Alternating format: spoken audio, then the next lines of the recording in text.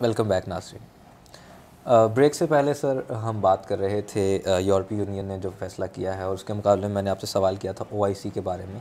तो क्या वजह है कि ओआईसी को खान साहब ने ख़त भी लिखा, ठीक है, बड़ी एफ़र्ट एक थी, यानी कि जिस तरह उससे पहले अगर जाएं तो जो यूएन में जो खान साहब तकरीर करके आए थे, तो एक चीज़ नज़र तो आई थी कि एक लीडर ऐसा आया है जिसने इतना वाज़े अंदाज में जो है बात शुरू की इस्लामोफोबिया के ख़िलाफ़ और नामूस रिसालत सल्लल्लाहु अलैहि वसल्लम पे दो टोक अल्फाज में ये कहा है कि हम कॉम्प्रोमाइज़ नहीं करेंगे।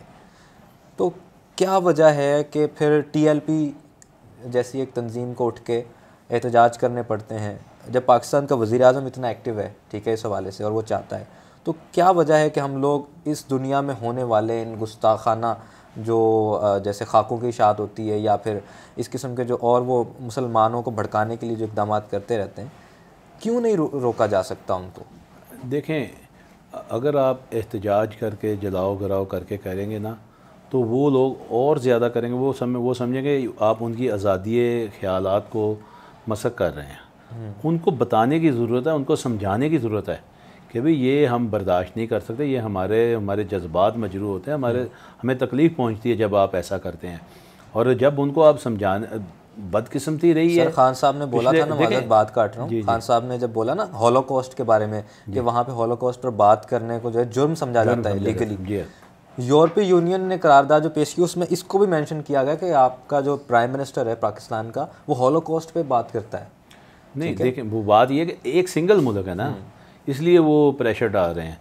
लेकिन इंशाल्लाह मुझे पता है हमारे वज़ीर आज़म सब प्रेशर में नहीं आने वाले, चाहे सारी दुनिया वो सारा एक हो जाएं वो लोग।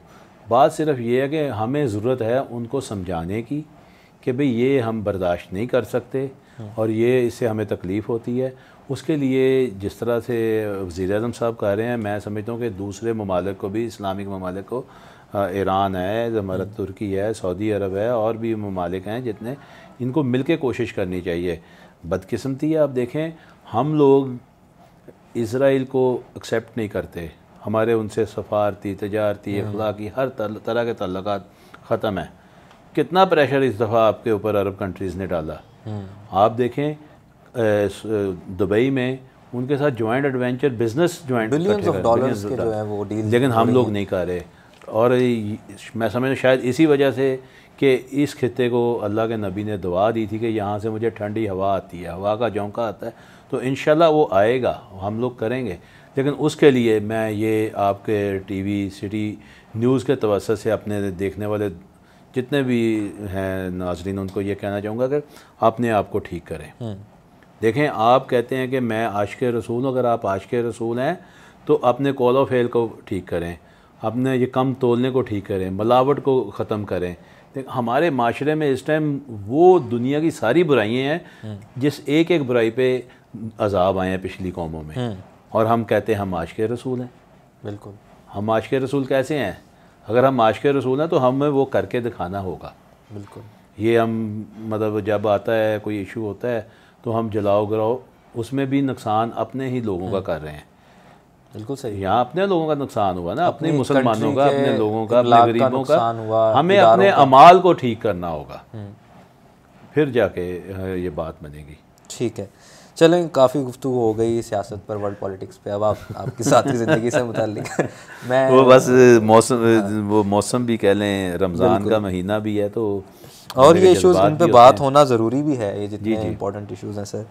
अच्छा, अगर आपको फ़ारिग वक्त मैसर आए तो ये वासा के जो काम है, आप चेयरमैनशिप है, उसके अलावा टिमा की चेयरमैनशिप है, आपका पर्सनल जो बिज़नेस है, इन सब से अगर आपको फ़रागत मैसर आए तो आप क्या करते हैं? हॉबीज़ क्या हैं? हॉबीज़ तो पहले तो काफ़ी थी, अब तो पता ही नहीं चलता कब दिन चढ़ता है और कब रात हो जाती है और कब फिर दिन चढ़ता है। टाइम की तो समझ ही नहीं आ रही ना।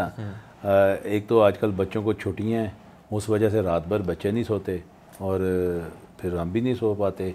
सुबह उठता हूँ और बिलीव करें कि बिस्तर से नीचे पाँव रखता हूँ, सीधा वॉशरूम, ब्रश किया, नहा के बाहर आना है और 15 to 20 मिनट्स में मैं रेडी होता हूँ कि अब मैंने निकल जाना है क्योंकि लेट हो गया हूँ। ओके, कोशिश होती है मेरी। एक और बड़ी अच्छी चीज़ जो देखें, बहुत सारी चीज़ें हम गैर मुस्लिमों से ले रहे हैं जो हमारी ही उन्होंने अपना ली हैं। बिल्कुल। यहाँ मीटिंगें होती थी हमारी, 2-2 घंटे लेट मीटिंग हो रही है। जब से मैं एप्टपमा का चेयरमैन आया हूँ, मैं 2 दफ़ा जापान गया हूँ, वहाँ उनके बसों का टाइमिंग पे लिखा होता है कि 10:15 पे ये फ़लाँ जगह पे पहुँचेगी, 12:09 पे पहुँचेगी, और बसें उनकी वहाँ पहुँचती हैं हज़ारों मील सफ़र करके। तो यहाँ हमारे जहाज़ों के टाइमों का कोई नहीं है। मैं जब से एप्टपमा का चेयरमैन बना हूँ, मेरी एक मीटिंग भी ऐसी नहीं है जिसमें हमने मीटिंग स्टार्ट और मीटिंग के ख़त्म होने का टाइम ना दिया हो। अच्छा। 12 बजे शुरू होती है, 1:30 बजे ख़त्म। 12 बजे एक भी ना मेंबर आए, मैं वहाँ अपने सेक्रेटरी को कहता हूँ तलावत करवाओ और शुरू कर देते हैं, और 1:30 बजे पूरे। फौजियों हमें की तरह टाइम वक्त की पाबंदी कदर करनी करते होगी। हैं आप। तो सही। उसी वजह से जब सुबह उठता हूँ ना, तो फिर यही मेरी दौड़ लगी होती है। नाश्ता भी कभी कभी अपने ऑफिस में जाके करता हूँ। तो बाकी जो कोई तो टाइम, हॉबीज होंगी ना, कोई हॉबीज़ मैं बता बंदा रहा हूँ बोर हो जी, जाता है। मुझे ट्रैवलिंग का बहुत शौक़ है, बहुत ज़्यादा शौक़ है। कभी पतंगबाजी का होता था, अब तो खैर ख़त्म हो गई।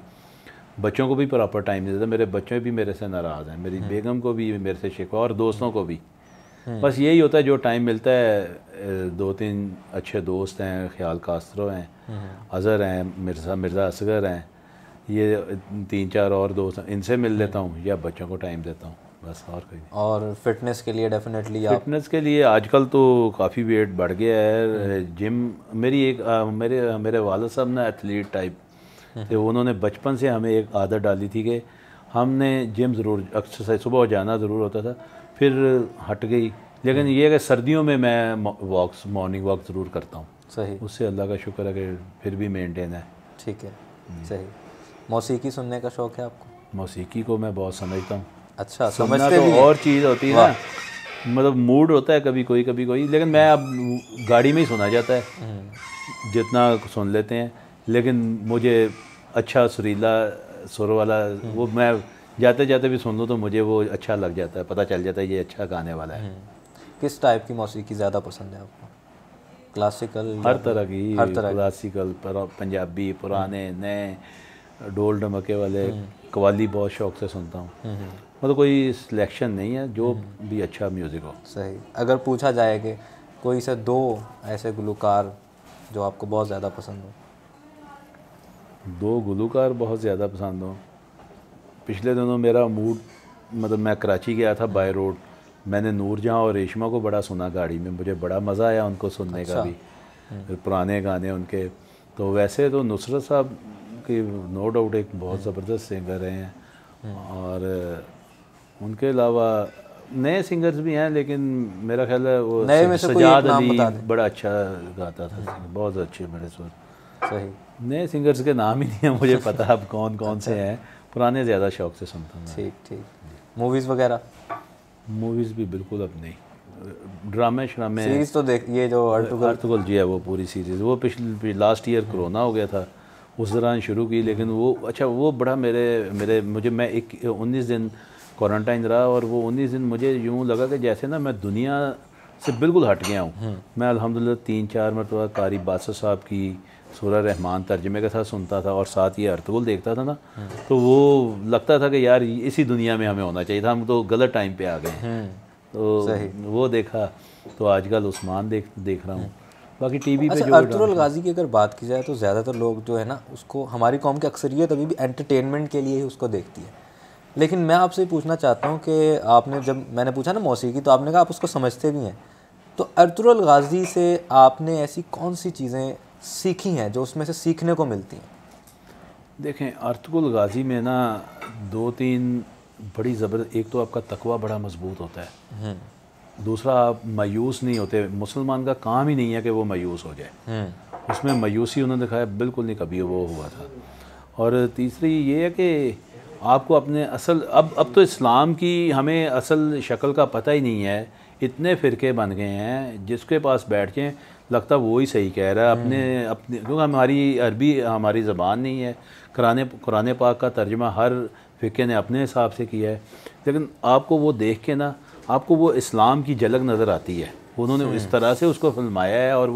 और जिसने वो स्टोरी पढ़ी हो, मैं तो तुर्की भी 2-3 मरतबा गया हूँ, तो उनका कल्चर जो है, इस्लाम को अगर एक टाइम पे दोबारा ज़िंदा किया तो उन्होंने किया था। सुपर पावर थे सल्तनत जी हाँ, उस्मानिया सल्तनत उस्मानिया। तो इसमें यही जो मायूसी कोई नहीं है और तकवा बड़ा मजबूत होता है आपका अर्तुगरुल को देख के। सही। अच्छा, शेर व अदब से दिलचस्पी है कोई? थी, अब तो इतना टाइम ही नहीं होता, बड़ी थी। कोई एक अगर शेर आपको कोई याद हो आपका पसंदीदा, इसी पे हम इख्तिताम कर देंगे। शेर तो बड़े हैं, लेकिन ये इनकलाबी से शेर सियासत में आगे ज़्यादा ये दिमाग में बस गए। ये कदम कदम क़यामत, ये सवादे कुए जाना, वो यहीं से लौट जाए जिसे ज़िंदगी हो प्यारी। वाह वाह वाह। नाज़रीन, ये थे शेख शाहिद जावेद हमारे साथ गुफ्तगू कर रहे थे हमारे आज के प्रोग्राम एक दिन एक शख्सियत में। हम उम्मीद करते हैं कि आपको हमारा आज का प्रोग्राम बेहद पसंद आया होगा। इंशाअल्लाह एक और एपिसोड के साथ बहुत जल्द आपकी खिदमत में हाजिर होंगे। तब तक के लिए अपने मेज़बान मोहम्मद कामरान सईद और सिटी न्यूज़ की पूरी टीम को दीजिए इजाज़त। अल्लाह निगहबान।